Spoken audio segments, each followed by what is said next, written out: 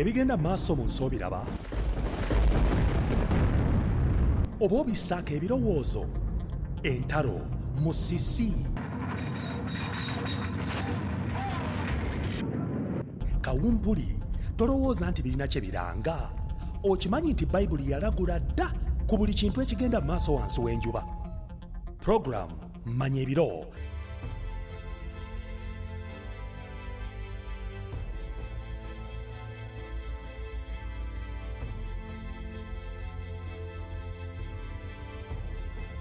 teweetaaga kugisubwa tuula tuyige omulungi mukwana ali ku 3abn twala omukisa guno kubuuzaako nate mu linnya egganza lya mukama waffe Yesu Kristo mwebaza akusaasidde mwebaza akukuumye okutuuka ku ddakiika eno buno bwe bunabbi obw'essuubi mu puroguramu manya ebiro era nga nkwaniriza mukwano neegatteko tubeere nga tutambula ffenna ne leero tulina ebyokuyiga nga the other woman kino kyokuyiga kyetaaga okijuze era bw'onaakijuza n'okimalayo bulungi nnyo ogenda kufuna omukisa ogw'okwefuna gye tuyita amazing fact bible school diploma tegeeza ku mikwano gyo nawo bakwegatteko mu musomo guno tosubwa mu maaso awo bye tuleeta byokya tulinayo ensobi 6 eziwuniikiriza ezakolwa gavana so nga ne mu maaso awo tulinawo embalasi za sitaani enneekukumi zekkumi ewwo oba nedda tujja kuba tuzuula ebisingawo lindirira mu maaso awo tugenda kuba tulina obufuusa bw'ebiro bino ebyamagero n'abeekukumi ani ali emabega w'ebyamagero enkuyanja ensangi zino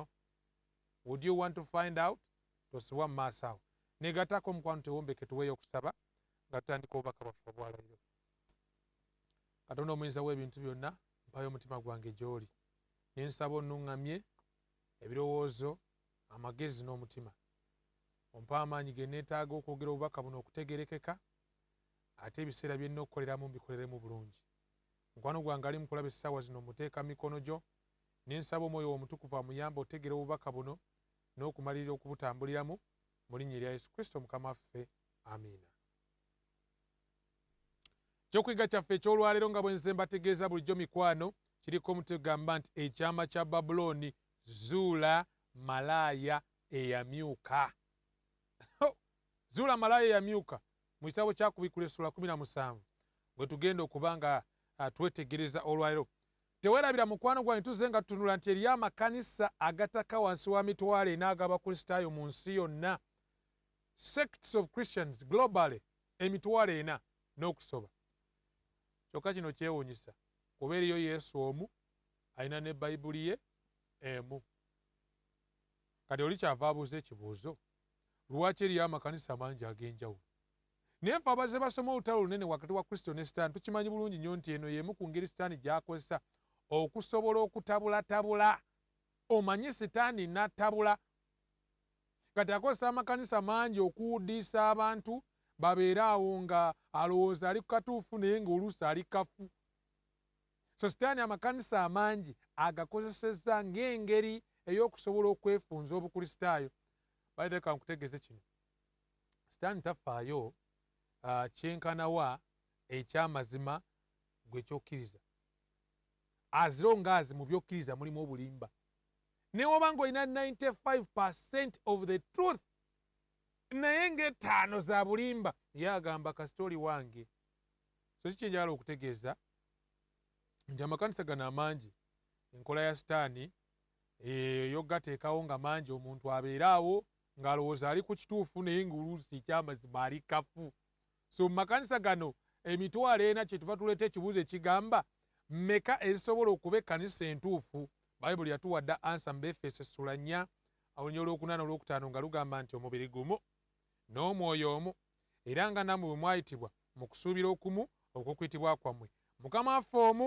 okukkiriza kumu okubatiza kumu so ekkanisa ya Kristo ey'amazima eri emu si nnyingi wadde amakanisa mangi agaatula nti ga Yesu era mu linnya lya Yesu naye ekkanisa ya Kristo ey'amazima eri emu kankujjukize n'olunyiri luno oluli mu kitabo kya Isaaya essula 4 olunya olusooka olugamba nti walijja abakazi 7 abakazi bano 7 balijja eri omusajja omu ne bamugamba ffe tetukusaba tuwe linnya naye emmere n'ebyambalo tujja kubyefunira bano abakazi kabonero k'amakanisa ag'obulimba agalina omugaati ogwabwe nga gayigiriza ebyo bayigiriza byabwe n'ekyambalo obutuukirivu bwabwe naye nga kye baagala erinnya lya Yesu munnange baleme okuyita obwereere. Kati nyinza ntya okuzuula ekkanisa ey'amazima emu yokka ey'amazima? Twalaba mu kitabo kya Kubikkulirwa nga waliwo omukazi omulongoofu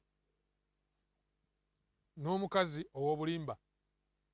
Omukazi ow'obulimba oba ekkanisa enkaafiiri Babbulooni tugiraba mu kitabo kya Kubikkulirwa ng'eragibwa bulungi nnyo ng'ekkanisa eyeenyumiriza ennyo mu kubeera eŋŋanzi mu kifo ky'okugoberera Bayibuli. These are many churches. Amakanisa gye gali eyo mu nsi nga geenyumiriza nnyo mu kubeera amaganzi, kwegamba nga mu nsi gaagala okubeera amaganzi eri bakabaka ab'ensi, abakulembeze oba gavumenti ez'enjawulo, naye ng'ekyamazima kiri nti amakanisa gano Katonda si ye yagalonda. Era waliwo emisingi ebiri gye tujja osanga mu kitabo kya Kubikkulirwa. Eriyo omusingi gwa Katonda oba ogw'enkola y'eggulu, nga guno ekkanisa eno ezimbiddwa ku buyinza bwa Katonda, ku kigambo kya Katonda, okukwagala kwa Katonda, nga n'etteeka lyennyini lya Katonda, so nga ekkanisa eno n'ebyeyigiriza byennyini bya Katonda. That's one musingi, one foundation kuva mu ggulu. Ku luuyi olulala eriyo another foundation eya Babbulooni.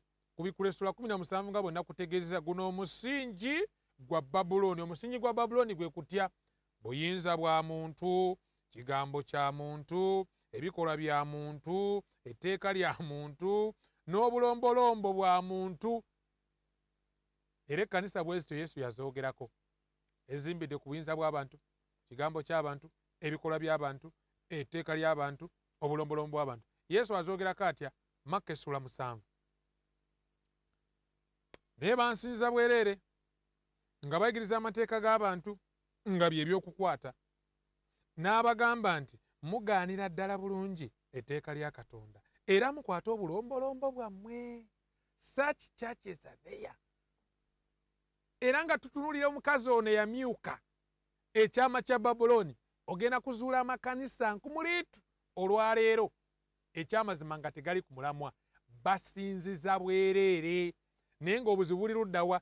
Baleka etteeka lya Katonda ne bakwata obulombolombo nga gwe musingi gwabwe. By the way, ekkanisa yonna ezimbidde ku bulombolombo mu kifo ky'amateeka ga Katonda oba Bayibuli kyeyigiriza, eba ezimbira ku musenyu.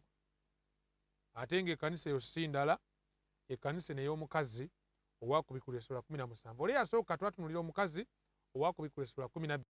Katwala twetegereza omukazi ono owa Kubikkulirwa essuula ey'17. Ekkanisa kyeno eyimirirawo omukazi ono, because tuzze nga tukiraba nti omukazi kabonero ka kkanisa. Kansome katono wano mu Bayibuli kyegamba. Mweliga nti ne wajja omu ku bamalayika 7 abaalina ebibyo 7, anayogera nange ng'agamba nti jangu nange naakulaga omusango gw'omukazi omukulu atuula ku mazzi amangi. Bakabaka b'ensi gwe baayenda naye nabo abatuula ku nsi ne batamira omwenge gw'obwenzi bwe. N'atwala mu ddungu lyo n'endaba omukazi ng'atudde ku nsolo emyufu ejjudde amannya ag'obuvvoozi, ng'erina emitwe 7 n'amayembe 10. Tukimanyi bulungi nnyo nti omukazi kanisa. Katwebuuza ekibuuzo, kanisa kyeno ayimirirawo ng'omukazi ono. Tugenda kuba tutunulira obubonero obw'enjawulo. Tumulabye nga Bayibuli egamba nti atuula ku mazzi mangi. Mazzi mangi kategeeza ki? Kubikkulirwa 17 agamba nti amazzi amangi ge walabye omwenzi w'atudde, eyo kye ki? Abo be bantu n'ennimi. Kitegeeza nti ekkanisa eno webanga weetuula waliwo amazzi mangi, etuula mu kifo ekirimu abantu abangi. Kanisa si ya bulijjo, eno kanisa ya nsi yonna. It's a worldwide church. Okufaananako n'Eklezia Catholic, ensi yonna okutwalira wamu, universal. This is a church which you're going to find nga ya nsi yonna. It's a Catholic in nature.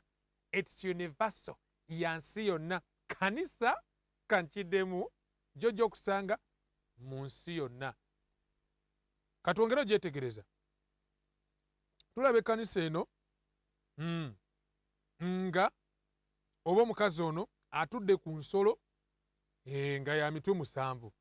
tukimanyi bulungi mu Bayibuli nti ensolo etegeeza bwakabaka. Ate tulaba ensolo eno nga batudde ensolo eno ng'erina emitwe 7. Emitwe 7 gino gitegeeza ki?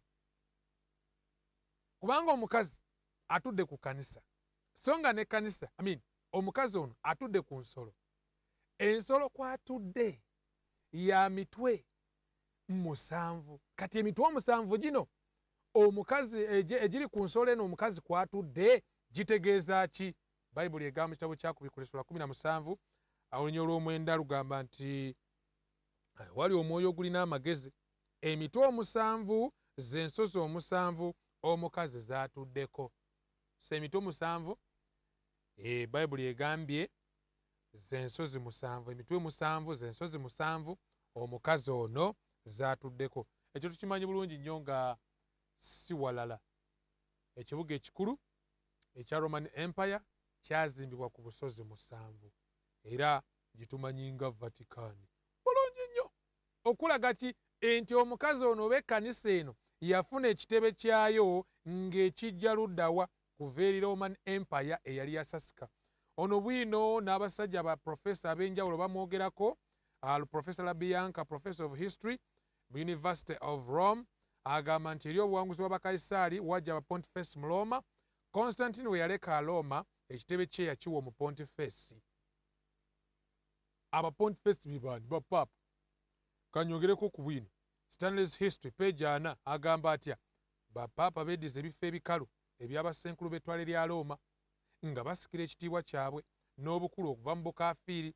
Constantine yaleka byonna eri Bishop w'e Roma. Obwa paapa muzimu ogw'omugenzi ttwale lya Roma ogutuuziddwa n'engule ku masiro ge. Ono bwino kiki eŋŋamba mukwano nti ekkanisa eno gye tulaba wano yafuna ekitebe kyayo okuva eri Roma. Lwaki njogera bwe ntyo? Bayibuli etugambye n'endaba omukazi ng'atudde ku nsolo ya mitwe 7. Ensolo eno tulabye ng'emitwe gyayo 7 oba obwakabaka buno buzimbiddwa ku mitwe 7 nga z'ensozi 7, which Vatican today we wali headquarters zaayo.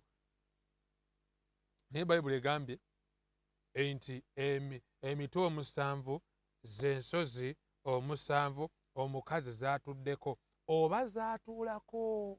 Present tense. Zaatuulako kiseera ekiriwo okwongera okulaga ki n'essaawa zino ekkanisa eno gy'eri mu kifo ekyo, kanisa esinziira e Roma. Ono yenna bwino ayongera tukakasa ekkanisa eyo esinziira e Roma emanyiddwa obulungi, naye katwongere okwetegereza omukazi ono atudde ku nsolo. Ensolo eno ey'emitwe 7 kitegeeza ki kino? This shows you church and state. Ekkanisa yeddukanya emirimu egya gavumenti. Kitegeeza ki? Kanisa erina omukago n'abafuzi. Here is a amalgamation of church and state. Ng'ekkanisa yeekulembera, omukulembeze w'ekkanisa ye mukulembeze wa gavumenti eno. Kyenva nkugamba ki? Nti omukazi ono Babbulooni bwe tuli mu kwetegereza mukago gwa kanisa n'abafuzi. The woman is riding the beast or controlling the beast or riding the beast. Kyeŋŋamba kyeki? Omukazi yali mu kufuga ensolo. Ensolo netegeeza ki? Etegeeza ensolo eno etegeeza bwakabaka oba gavumenti. Okulaga ki? Nti omukazi ono yali mu kuddukanya emirimu egya gavumenti. Tuli mu kuddukaka ntindiggwa. Omukazi ono mukwano gwange atulaba obuyinza bwe abujja luddawa? Kifo ky'okubujja eri Kristo abujja mu gavumenti. Wa omukazi ow'amazima gy'ateekeddwa okujja obuyinza bwe alina bujja bwa bbaawe. Mu ngeri endala ekkanisa Kristo ey'amazima amaanyi gayo erina gajja eri Katonda.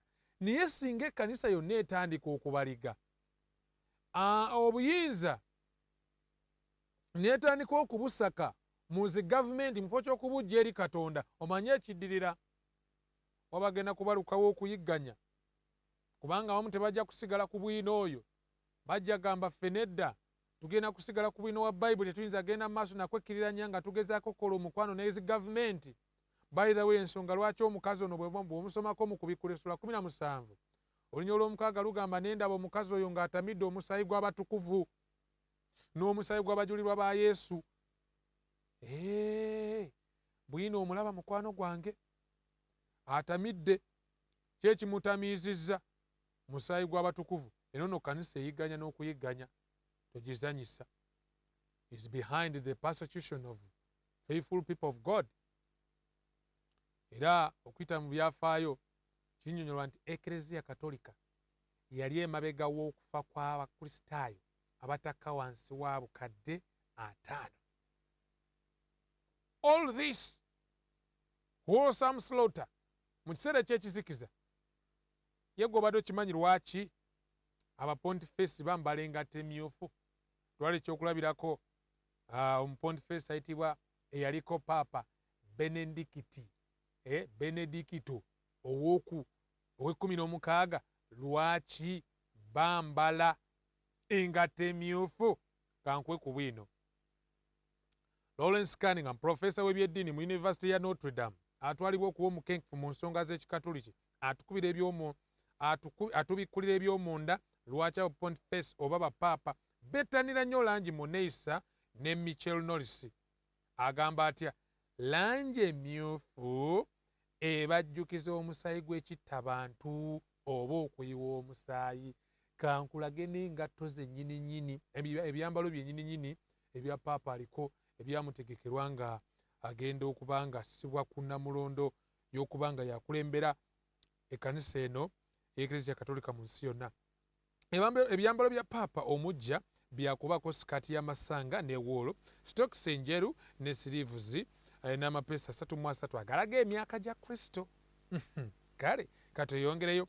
Atika egamba nti era wakwambala entalabuusi enjeru, omugogo gw'engatto z'eddiba emyufu ne mozeta eyambala ku bibegabega. Emigogo gy'engatto 6 emyufu, langi eraga omusaayi gw'abajulirwa ezimanyiddwa okwambalwa ennyo paapa eyawummula Benedikito ow'e16. So ono yena bwino ayongera okulaga nti ekkanisa eno Eklezia Katolika eyigganya nga Bayibuli bweraga nti atamidde omusaayi gw'abatukuvu. But let us look at other views ku yo. Omukazi ono ayambadde olugoye olw'effulungu oba olumyufu, kakobe n'ebimyufu. Tebula nagambye nti mukazi eyamyuka olw'ebyambalo by'ayambadde. Ekyo kyangu nnyo okukiraba nti kakobe wuuyo, bakalidinaali, bishops ab'enjawulo bwe batyo bambala. Tunulira ni bwino wuuyo scarlet. Ne bw'otunulira ebifaananyi eri munda mu ziyeekaalu mwennyini olabira kakobe n'ebimyufu nga Bayibuli bw'ebyogerako. These are official colors ez'Eklezia Katolika. So langi entongole, kakobe n'emyufu mu Eklezia Katolika okusinziira ku Bayibuli. Naye omukazi ono Bayibuli ega nti n'ayonjebwa ne zaabu n'amayinja ag'omuwendo omungi ne luulu. Kino kitegeeza ki? Tumulaba nga ayambaziddwa amayinja g'omuwendo omungi. What do these jewelry mean? Kitegeeza ki kino? Kino kitegeeza ekkanisa eno ngagga. Obugagga bwa Roma tebubalika. Beyond computation. Tebubalika n'akatono. Newankubadde nga ly'eggwanga erisingayo obutono mu nsi yonna eggwanga erya Vaticaani, naye ekyamazima kiri nti mu bugagga toyinza gigeraageranya na ggwanga ddala. It's the most richest country around the world. Obugagga obwa Roma ekyamazima buli beyond computation. Real estate, wealth, global, artistic work, silvers, precious stones, gold and others. Roma byerina oba ebiri mu mikono egyayo.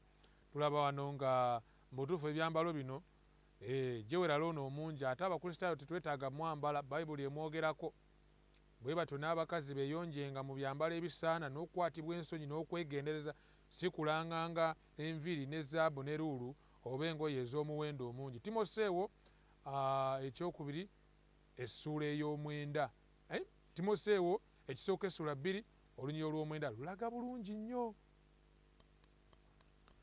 naye ate n'omukazi okwambala bw'ati kyongera okutujjukiza ekereziya kwezimbiddwa. Obadde okimanyi mukwano gwange atulaba nti bulombolombo si byawandiikibwa lwe lwazi ekereziya ya Yesu Kristo oba ekereziya ye Roma kwezimbiddwa. Bino biwandiiko bya Enamponi Catholic Doctrine as defined by the Council of Trent ku peegi 157. Ono bwino omwetaaga kankwe ku bifaananyi wano.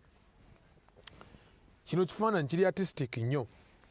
Sajja baakikuba gye buvuddeko nga balaga omukazi ng'alinnye ku musajja ku basajja babiri. Ate ku luyi ne bagezaako kulaga kamalayika akatono akato nga kali mu kkuula empapula mu kitabo ekimu.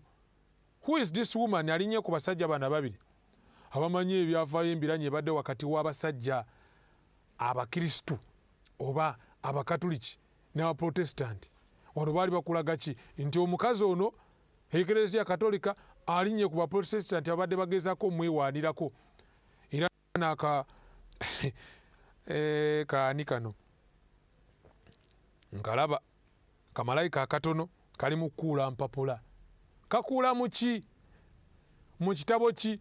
Of course tukimanyi bulungi ekitabo kye kali mu kkuulamu wano Bayibuli, kubanga statement eno eya Kalidina Joseph Ratzinger eyaliko Papa oba Benedicto ow'e16 egamba nti ekereziya katolika ey'e Roma ngeze okukira Bayibuli ekigambo kya Katonda era esobola n'okukikontana. So ye ekereziya katolika ekkiriza nti Bayibuli egisinze kwegamba ye erina obuyinza n'okusinga Bayibuli, esobola n'okugikontana. Naye katwongere okwetegereza omukazi ono. Tuli mu kwetegereza bwino ku mukazi ono. Alina mu mukono gwe ekikompe ekya zaabu ekijjudde emizizo y'empitambi y'obwenzi bwe. Kubikula Essula 17 olunya olwokuna. Twongera kwetegereza mukazi ono gwe twamaze okulaba eddanga it's real ekereziya katolika. Point ey'omunaana, ekikompe eky'enguli ya Babbulooni kyalina. Enguli ya Babbulooni kyeki? Enjigiriza ez'obulimba eziri e Babbulooni. Era ekikopo ekyo bambi kyo bakirina ekikompe. Olaba close up y'ekifaananyi wano bulungi nnyo. The wine cup of Babylon. Kikopo ki okirabira ddala nga ne Papa akikutte bw'ati. Bayibuli ekyeyogere, Bayibuli ebintu bino ebirengera nga biribaawo n'ebireeta n'ebiwandiika mu bunnabbi tubyetegereze tusobole okutegeerera ddala amazima gano.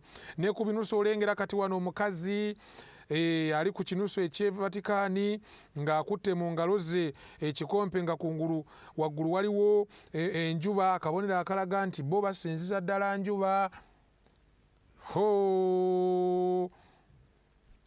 Okay. Katwongere okumwetegereza. Kitegeeza ekikompe kino ekya zaabu mulimu ki? Enjigiriza ezeetabisetabise kwega mulimu obukafiiri n'obukristaayo byetabudde wamu.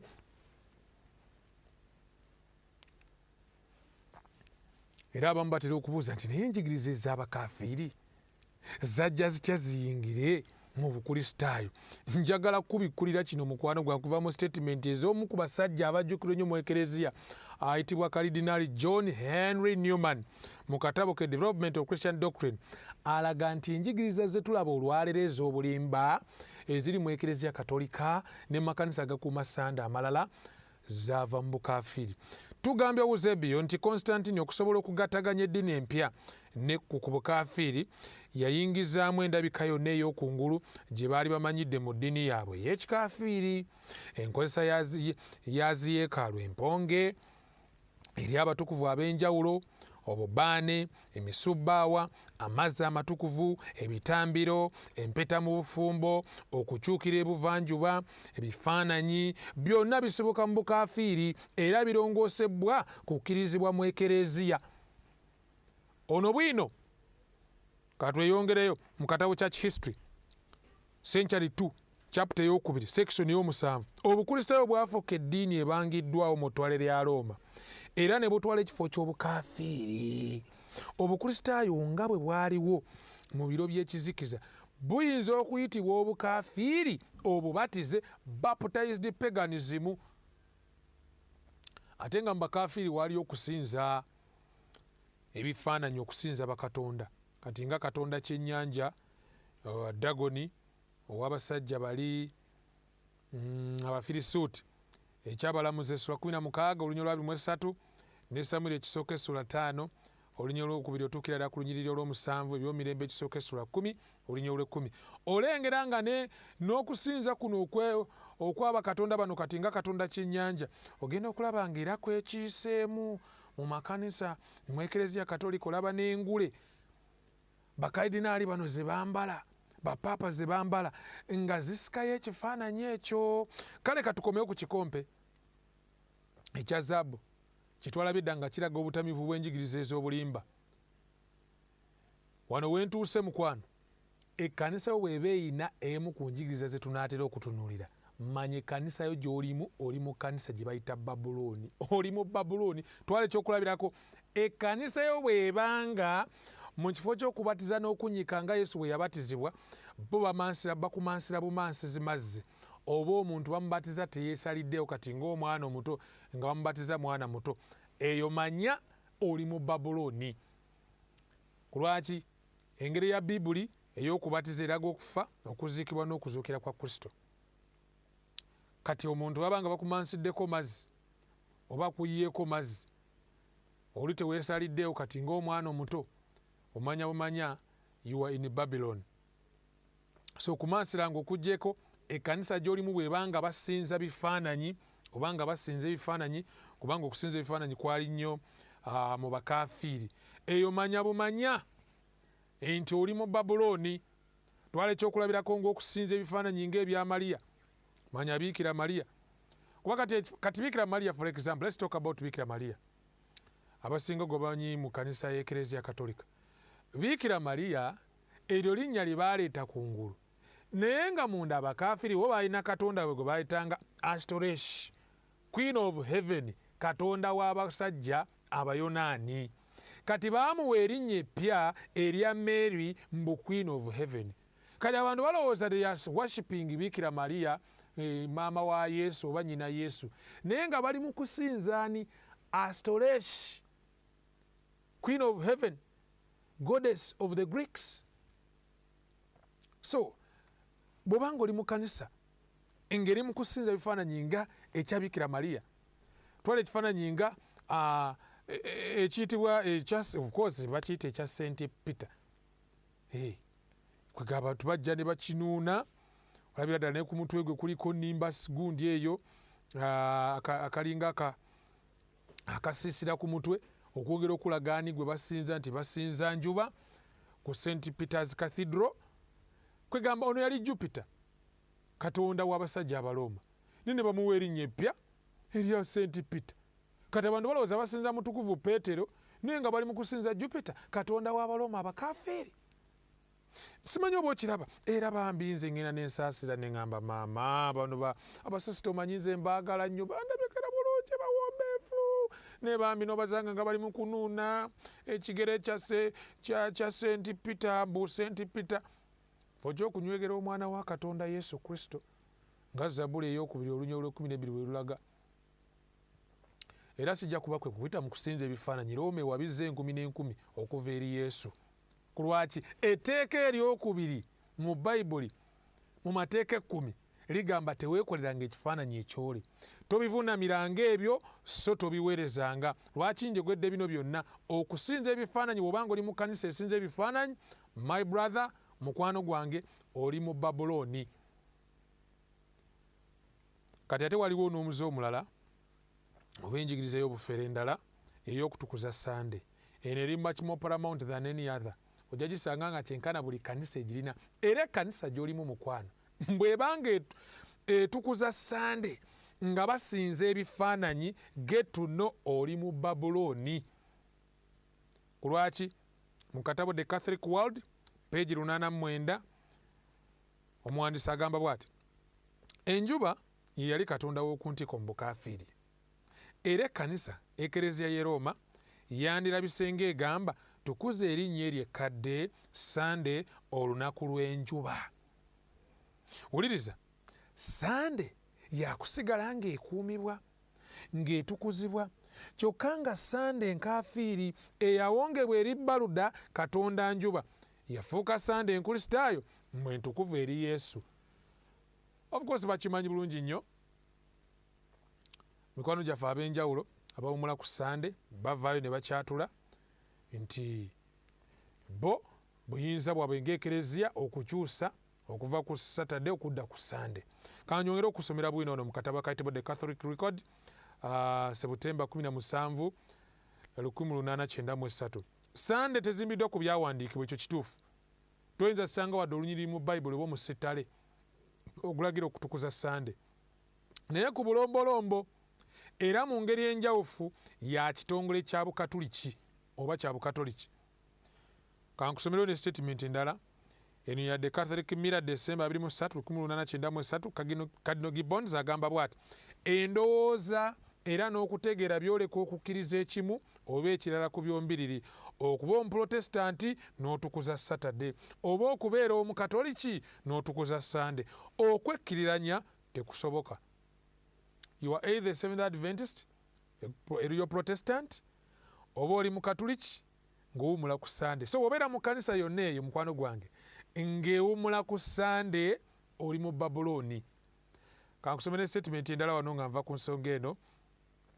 Kikakafu nti Eklezia Katolika egamba nti enkyukakyuka kyali kikola kyayo era ekikolwa ekyo kabonero k'amaanyi gayo mu byeddiini n'obuyinza bwayo mu byenzikiriza. So whoever is resting on Sunday is submitting, is giving homage to Catholic Church. Ali mu kussa kitiibwa mu Eklezia Katolika. Lwaki? Ye yakyusa obuyinza okujja ku Saturday okuzza ku Sunday. Ekkanisa gy'olimu mukwano gwange bwe banga bawumula ku Sunday, it may not be even a Catholic Church, but be sure you are in Babylon. Enkovu y'ensolo nayo wano wetugirabira, kubanga ku luuyi olulala Katonda naye alina akabonero ke. Kati akabonero k'ensolo oba akabonero akalaga obuyinza bw'Eklezia Katolika ng'ensolo mu byeddiini kwe kubanga owumula ku Sande. Ku luuyi olulala Katonda agamba atya? Jjukira olunaku lwa Ssabbiiti okutukuzanga, olunaku olw'omusanvu ye Ssabbiiti eri Mukama Katonda wo. Twalaba akabonero ke kali mu tteeka lino eryokuna, omuli erinnya lye nti ye Mukama Katonda, obukulu bwe nti ye Mutonzi, n'ettwaliro eryakulembera nti ye eggulu n'ensi, okusinziira ku kitabo kya Kuva essula 20 olunya olw'omunaana tukira ddala ku lunyiriri olw'11. Era twalaba nti Ssabbiiti kijjukizo kya butonzi. Ekitegeeza bw'okiteekinga asayidi abantu bayinza okwerabira obutonzi bwabwe, omutonzi waabwe. Ekyo seewuunya lwaki ne mu masomero agasinga obungi ag'Eklezia Katolika basomesayo kye bayita evolution. Wano juzi Paapa Pawulo yatuwuniikiriza bwe yagenda n'awandiika statement yatutiisa. The Pope says we may descend from monkeys.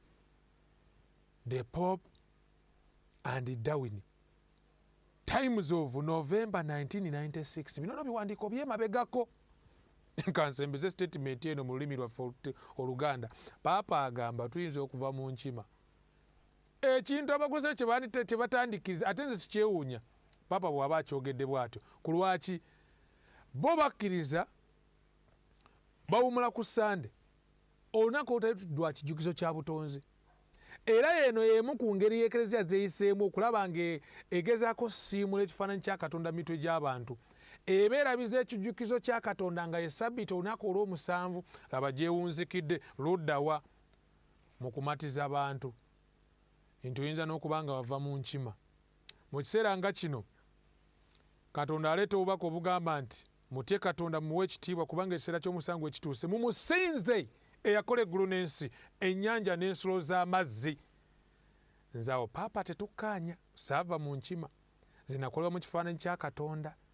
Yagamba nti tukole omuntu mu ngeri yaffe mu kifaananyi kyaffe, so si kuva mu nkima. Kwegamba olaba nga naye mutufu ate Eklezia waliwo neweesukka. Kwegibikirizaako kuwambagatanya enjigiriza zino ez'abakaafiri ba atheists zigatta mu bukristaayo. Kwegamba egenda ku buli mulembe enoonya engeri gy'esobola okubanga buli omu emufuula waayo. N'aboogerera ddala ebintu ebiri contrary to the Bible. Tukola ekyokulabirako wano juzi Paapa ate yagezi n'akola ekyentiisa. N'agamba nti ate tulwanirire amateeka ag'abasiyazi nabo bagamba babeere nga balina civil rights. Can you imagine? omukulembeze w'eddiini bw'obanga ddala gw'oli mu kifo kya Kristo ku nsi nga mu mazima ddala Kristo gwe yakwasa entebe y'okulembera abantu, how would you come in n'otandika okulwanirira abantu abali mu kuvvoola Katonda bwe batyo ng'abaka? Of course sigamba nti abasiyazi tebayinza kulokolebwa, era omusiyazi yenna bwe yeenenya ne yeenenya ebibi bye Bayibuli eraga bulungi nnyo, ne bw'oba okoze kibi kyosonyiibwa, but ekintu ky'ogamba nti otandika okulwanirira eddembe lyabwe basigale mu busiyazi as if Yesu agenda abalokolera mu busiyazi. Among other things, ebyongera okulaga ki nti bw'obanga oli mu kkanisa etukuza Sande, oli mu Babbulooni, bayira n'ekkanisa gy'olimu singa ebeeyigiriza nti emmeeme tefa, nti bw'ofa osigalamu akategeera, omanyi oyo naye Babbulooni, kubanga enjigiriza y'ekikafiiri ey'emmeeme ey'omuntu etafa yeesogera mu luggi lw'emabega olw'ekkanisa mu byasa ebyasooka. For your information, Bayibuli eyigiriza nti emmeeme eyonoona erifa, era abalamu bamanyi nga balifa, naye abafu tebaliiko kye bamanyi. Kankwongere okuwa bwino wa Bayibuli gweyigiriza kufa. Abafu beebase, abafu bali mu ntaana, abafu tebaliiko kye bamanyi, abafu tebakomawo aka waabwe. Kati omuntu bw'agenda maaso n'okuyigiriza nti there is immortal soul, mugwe ne bw'ofa osigalamu akategeera, oyinza okuba mbu ogenze mu ggulu oba mu geyeena, oba mbu ojja genda mu purgatory, all that ofere eyo mixture, nkiyite ntya mukwano gwange, bulimba obwesabise mu Bukristaayo, era ekkanisa yonna eyigiriza bw'etyo, manya eyo Babbulooni. Ate bw'ova kukkiriza ekyo oba ogenda kukkiriza kiriwo ekirala, okucunyizibwa okutakoma. Eriyo bangi abakkiriza nti geyeena eri mu kwaka, ate ejja kwaka emirembe n'emirembe, nti ababi bali omwo bakaaba woowe, kwegamba teri abataasa, bali eyo abamu batuuse n'okuba nga embiri gyabwe gitandika okufaanana nga kivuuvu olw'omuliro ogubookya. Kati enjigiriza zino zonna okucunyizibwa okutakoma, eyo Babbulooni. Era Malaka yeesula 4 olunyolo olwokusatulaga bulungi, era mulirinnyirira ababi kubanga bali bavu wansi w'ebigere byammwe ku lunaku lwe ndikolerako, bw'ayogera Mukama w'eggye. Emu ku nsonga ezikakasa nti omuliro gwa Geyeena tegugenda kwaka mirembe gyonna, Bayibuli egamba bagenda kufuuka evvu abakukeddwa mu muliro gwa Geyeena. Let me show you. Okimanyi nti Katonda tasubizangako bulamu butaggwaawo eri babi. Era gwe oba okkiriza nti omubi agenda kubeera mu muliro gwa Geyeena nga gumwokya mirembe na mirembe, then you are misunderstanding God. Kulwaki Katonda talina muntu yenna mujeemu gwe yali asuubiza bulamu obutaggwaawo. Obulamu obutaggwaawo Katonda yabusuubiza batuukirivu. Mpeera y'ekibi kwe kufa. Kansome ne Yokaana 3:16 egamba nti kubanga Katonda bwe yagala ensi bw'atyo n'okuwaayo n'awaayo omwana we yazaalibwa omu yekka, buli muntu yenna amukkiriza aleme okubula, naye abeere n'obulamu obutaggwaawo. So n'enjigiriza endala nnyingi nnyo eziri mu kikopo kino, naye nga njigiriza za bulimba. Era bw'obanga ekkanisa gy'olimu eyigiriza n'abantu nti amateeka ku mitega kyakola, eyo Babbulooni. Bw'obanga ekkanisa gy'olimu eyigiriza abantu nti osobola okwogera mu nnimi, ayogera nga tazitegeera, ne baayogera nabo nga tebazitegeera, eyo Babbulooni. Among other teachings, here is Babylon. So obubonero bwonna buno bwe bwetegereza, kanisa yansi yonna yafuna ekitebe kyayo okuva eri Roma, kanisa esinzira e Roma, mukago gwa kanisa n'abafuzi, kanisa eyigganya, langi z'ekikunka kobe n'emyufu, ayambaziddwa amayinja ag'omuwendo omungi bwe bugagga, ekikompe eky'enguli ya Babbulooni. All this point you to one church first of all, and that is the Roman Catholic Church. Yes, ekanisa eno tetwogera ku bantu bali mu Eklezia Catholic of course, wabula twogera ku system. Bayibuli etulaga bulungi nnyo nti eno system ya Babbulooni oba Eklezia Katolika eno ekkanisa eri mu kuwabya bantu ebatwala mu Geyeena. Era omuntu yenna azuula amazima gano kimwetaagisa okukola okusalawo okunaasimibwa mu maaso ga Katonda. Nenjala okwebaza ku mikono gyange bimanyi Abakatoliki balina ekirabo eky'okubeera abawulize nti bambi ne bw'aba mu bbanga lyonna atambula nga tamanyi mazima, naye ate bw'azuula amazima g'ekigambo kya Katonda obalaba nga they calm down, nakkakkana, asalewo okuwulira Katonda n'okugoberera amateeka ge. Ate ekitali ku Baprotestanti abaagwa abawumula ku Sunday. They look for some reasons from the Bible okudefending ensobi. Anyway, katudemu twetegereza omukazi ono. Bible yemwogeddeko mu kubikulirwe ku ssula 17 olwokutaano nga lugamba ne ku kyenyi kye erinnya eriwandiikiddwa enti Ekyama Babbulooni ekinene nnyina w'abenzi era ow'emizizo gy'ensi. Nnyina w'abenzi. Bible emuyise Babbulooni. Babbulooni kitegeeza ki?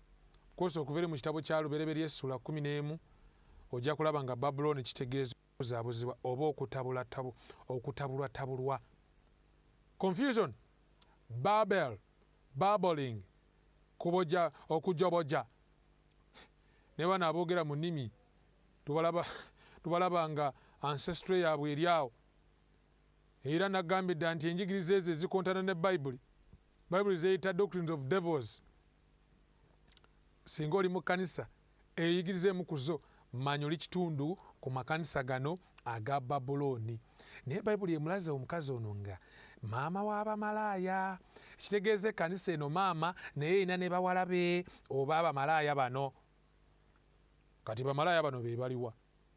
Abo nno be njagala okuwunzika nabo. Mu katabo The Faith of Millions page 473 akaafuluma mu mwaka ogwa 1956 kannyonnyola bwe kati ono omusajja abuuza ekibuuzo kyenjagala naawe ofumiitirizeeko. Agamba okuva ole kiri nti Saturday si Sunday yenjawufu mu Bayibuli si kyakunonooza abatali bakatuliki abaatula nti eddiini yaabwe eva butereevu mu Bayibuli so si mu kkanisa okubanga batukuza Sunday mu kifo kya Saturday. Tebakirowoozaamu ekyo. Awukamuzibu bawumula ku Sunday ate nga tekiri mu Bayibuli, ate nga bagamba bali ku Bayibuli yokka. Ayongerayo n'agamba nti ye kikakafu nti kwekontana okwo naye n'enkyukakyuka yakolebwa ebyasa kyenkana 15 ng'Oprotestant tebunnaba na kuzaalibwa. Era mu biro ebyo empisa yali ekuumibwa nsi yonna. Agamba nti abo abatali bakatuliki beeyongedde mu mpisa y'emu newankubadde eva ku buyinza bw'Ekereziya Katolika so si byawandiikibwa bya Bayibuli ebirambulukufu. Kanyongereyo ku bwino nsome okutukuza Sunday kusigalanga kijjukizo kya maama Ekereziya okuva eri abatali bakatoliki abo obubiina obwekutula. Amakanisa gano gonna agakuuma Sunday nga si bakatuliki okuuma Sunday kijjukizo gye bali nti beekutula ku maama Ekereziya okufaananako omulenzi adduka awaka naye ng'akyali n'ekifaananyi kya maama we n'ekyoluvirirwe mu nsawo. So you can see okutukuza Sunday kijjukizo kya maama Ekereziya. So gana amakanisa gonna agakuuma Sunday bawala b'Ekereziya Katolika. Maama mwenzi ne bawala be benzi, mother of harlots Bible bw'emuyita. So yobwino atuyambye okwongera okukitegeera tutya nti ekkanisa yonna etukuza Sunday muwala wa Roma ekkanisa maama owakubikula essula 17 olunya olwokutaano. Kikye ngamba amakanisa abawala gandibadde ago agava mu kanisa maama Roma naye ne gasigaza ezimu ku njigiriza enkyamu oba amakanisa agameruse gye buvuddeko naye nga nago gagoberedde enjigiriza enkyamu ez'ekkanisa maama.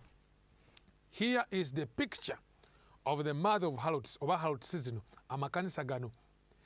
Ekkanisa y'omwoli keebanga eyigiriza ebintu ebimu ku ebyo Ekereziya byeyigiriza, that is ewummula ku Sunday, ekyo kimu. Ng'eyigiriza nti omuntu bw'afa asigalamu akategeera either ali mu Geyeena oba ali mu Purigatori oba mbw ali mu ggulu oba mbw ali mu Paradise. Waliwo akafaawo akalala keba ennaku zino ke bajinzeewo Abaprotestanti abamu mbamanyi akalala bakayita prison. Obufofofo obwo singa ekkanisa gy'olimu eyigiriza emu ku njigiriza ezo ezibukira ddala e Roma omanya bumanya nti eyo ekkanisa muwala wa maama Ekereziya Katolika. Era gano tugalabanga maka g'abamalaaya. Kyobalaba ye ku bikulirwa 14 olunya olw'omunaana bw'aba azoogerako agamba atya ne malayika omulala owokubiri n'agoberera ng'ayogera nti kigudde Babbulooni ekinene ekyanywesa amawanga gonna ku mwenge gw'obusungu bw'obwenzi bwakyo. Foreign from what? From Bible truth. Bavudde ku mazima ga Bayibuli. Ensonga lwaki bw'osoma ku bikulirwa 18 bayibuli weba emwogerako wano olunyiri olwokubiri n'olwokusatu lulaga nti kino kifuuse ekisulo ky'abalubaale. Kandusome Kubikulwa 18 olunyiri olwokubiri n'olwokusatu bayibuli egamba nti n'ayogerera waggulu n'eddoboozi ery'amaanyi ng'ayogera nti kigudde Babbulooni ekinene ne kifuuka ekisulo ky'abalubaale n'ekkomera erya buli dayimooni n'ekkomera erya buli nnyonyi embi ekyayibwa, kubanga olw'omwenge gw'obwenzi bwe amawanga gonna gagudde ne bakabaka ensi ne bayenda naye n'abatunzi b'ensi ne bagwagwala olw'amaanyi g'obukaba bwe. Kigudde maama, wajjudde kati baddayimooni, era tujja kulaba mu maaso awo ng'embutuufu makanisa gano kwegamba ekifaananyi baasigala kwogera linnya lya Yesu naye nga munda mujjudde obukafiiri. Daimonism, spiritism, andi lubaaleism, andi majembeism nga bye bijjudde eyo. Bayibuli ekiraze bulungi nnyo wano nti kwegamba kifuuse ekisulo ky'abalubaale. Era Katonda obubaka bwawa abantu babali mu makanisa gano bwe buliwa. Kubikulwa 18 olunyiri olwokuna lugamba lutya, mukifulumemu abantu bange muleme okussa ekimu n'ebibi bye era muleme okuweebwa ku bibonyoobonyo bye. People of God, abantu ba Katonda mufulumeeyo mu makanisa gano. Kiringa kulaba nnyumba ng'etandise okujjula enjatika enaatera okuyiika ne bagamba tufuluma owone. Toyina kirungi kyoyinza kukolera muntu ali mu Babbulooni gw'ategedde amazima okujjako gwe okufulumayo. Bagamba nti oba oliawo kanine ne maama naye tufulume naye. No, this is not about okulinda maama tufulume naye. Gwategedde amazima fulumayo. Bayibuli egamba nti mukifulumemu abantu bange muleme okussa ekimu n'ebibi bye. Ebibi kyeki? Ekibi kwe kumenya etteeka lya Katonda, which means amakanisa gano agali mu Babbulooni, one of the principal things they are doing bali mu kumenya amateeka ga Katonda. Erimu ku go kati ng'Eklezia Katolika emanyiddwa mu kusinza ebifaananyi. Ekyokubiri kwe kutukuza Sunday. All this is a breaking of the 10 commandments. Kubanga etteeka ly'okubiri ligamba litya? Tosinzanga, teweekoleranga kifaananyi ekyole, tobisinzanga, tobiweerezanga, so tobivuunamiranga. Something else etteeka eryokuna ligamba jjukira olunaku lwa Ssabbiiti okutukuzanga, ennaku 6 okolanga emirimu gyo gyonna, naye olunaku olw'omusanvu ye Ssabbiiti eri Mukama Katonda wo. Now in these churches abantu bagenda mu maaso n'okumenya etteeka eryokuna kyere nga bawummula ku Sande olunaku olusooka mu kifo ky'olunaku olw'omusanvu Ssabbiiti eri Mukama Katonda wo. Simanyi oba okiraba. Kano kyava agamba atya, mufulumeeyo abantu bange. Bwina alikiriya nnyo, mukifulumemu abantu bange muleme okussa ekimu, mukifulumemu come out. Ku lwaki? Muleme okussa ekimu n'ebibi bye era muleme okuweebwa ku bibonyoobonyo bye. Ebibonyoobonyo nno biri bimeka ebyo? Bayibuli ebyogerako 7 last plagues someday, and which day is not so far from now. Ebibonyoobonyo 7 bigenda kuyiibwa ku nsi oluvannyuma lw'ekiseera ekyo kisooka okuggwako. Era bonna abalemedde mu makanisa gano ag'e Babbulooni abatavuddeeyo, bayibuli eraga bulungi nnyo ng'amakanisa gano abagalemeddemu bagenda kujojobezebwa ebibonyoobonyo 7 n'ekisinga okuba ekyennaku nti bagenda kuzikirira muliro gwa geena gubafuula evvu. Kale no mukwano gwange atuwuliriza era atulaba ku 3ABN, kyenva nkoola mu kiseera kino osabe Mukama akuyambe ozibukire ddala amaaso osenguke emisana. Kati mmanyi naawe oli oweebuuza nti naye bwe nsenguka emisana nzirukire wa ddala? Badde mu makanisa gano agawummula ku Sande agasinza ebifaananyi agoogera mu nnimi n'ebiringa ebyo eby'ekikaafiiri eby'ekifere. Kati nzirukire luddawa? Njalukuzaamu amaanyi mukwano eri Yesubi gy'oli, kubanga ekkanisa ey'amazima twagiraba dda. Ekkanisa y'amazima ya Seventh Adventist Church eyigiriza amazima yasituka oluvannyuma lw'omwaka 1798. Efaanana ekkanisa yasooka balindirizi oba Baadiventi, ebatiza n'okunnyika, etukuza olunaku lwa Ssabbiiti olw'omusanvu nga bwe yali empisa ya Kristo, eyigiriza nti okufa kwebaka nga Kristo bwe yayigirizanga, ekuuma amateeka 10, erina omwoyo w'obunnabbi oba ekirabo eky'obunnabbi. Kkanisa yansi yonna erina n'obubaka bwebulire obw'obunnabbi bwa malayika 3, erina n'obubaka obw'ebyobulamu. What a church! Eteekateeka abantu olw'okudda kwa Kristo. Kale negwe abadde weebuuza nti naddukira wa? Kristo akulaze gy'oddukira. Has given you new direction. oyinza okubanga munnange awo wooli tewaliwo ba Seventh Day bangi, but the truth is ekkanisa y'obwa Advent erina real bwino okuva mu Bayibuli nti be basika aba Apostolic Church mu biseera bino eby'enkomerero. Kanisa eri y'abatume yasookawo kubaaki efaananira ddala eyasooka mu njigiriza zonna. Era Yesu agamba atya kati? Mulitegeera amazima, n'amazima gano galibafuula baddembe. Kyenva nkusaba mukwano, nga bw'owulidde eddoboozi lya Mwoyo Mutukuvu nga likuyita, tokakanyaza mutima. Oba oyagala kuba wa ddembe, sala eddiiro. Yesu agambye atya? Mukifulumemu abantu bange. Kale mukwano, ng'oli mu kusalawo okuvaayo, negattako twewombeke tusabe Omukama atusobozesa okufuluma Babbulooni, abali e Babbulooni, tusobole okwegatta ku kanisa yasigalawo, naye okusinga ennyo okwegatta ku Yesu Kristo, oyo alina obwakabaka mwe tugenda okubeera emirembe gyonna. Katusabe. Omuyinza w'ebintu byonna, ssebo Kitange, weebale nnyo olw'obubaka buno bw'otuwadde mu kiseera kino nga tubwetaaga. Mikwano gyange ababuwulidde buyinza okuba nga bwasoomoozezza, tekibadde kiruubirirwa kyange okukola bwe ntyo. Ekyenduubiridde kwe kulaba nga ndeeta amazima agenda obafuula ab'eddembe. Kyenva nsaba Omwoyo waasigale ng'akola ku mitima gyabwe.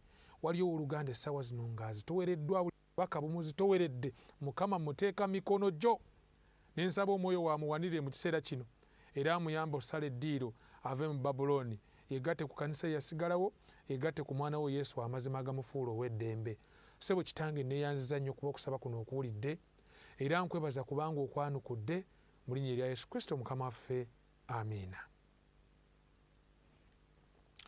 Mukwano weebale nnyo, bali eddala okubanga obadde naffe okuva gye twatandikidde. Njala okutegeeza nti ensobi 6 eziwuniikiriza ezaakola gavana ze tujja okuba nga tutunulira mu maaso awo, oba n'embalasi za Sitaani neekumi mu maaso awo. Nsaba Mukama akumpeera omukisa ng'oyongera okuba nga otugobera mu bonnabbi buno obw'essuubi mu program Manya ebiro wano ku 3 ABN. Ekisa kya Yesu Kristo mukwano kyeyongere gy'oli. Ebigenda maaso mu nsoobiraba oba obissaako ebirowoozo, entalo, musisi, kawumpuli, tolowooza nti birina kye biranga. Okimanyi nti Bayibuli yalagula dda ku buli kintu ekigenda maaso wansi w'enjuba. Program Manya ebiro teweetaaga kugisubwa.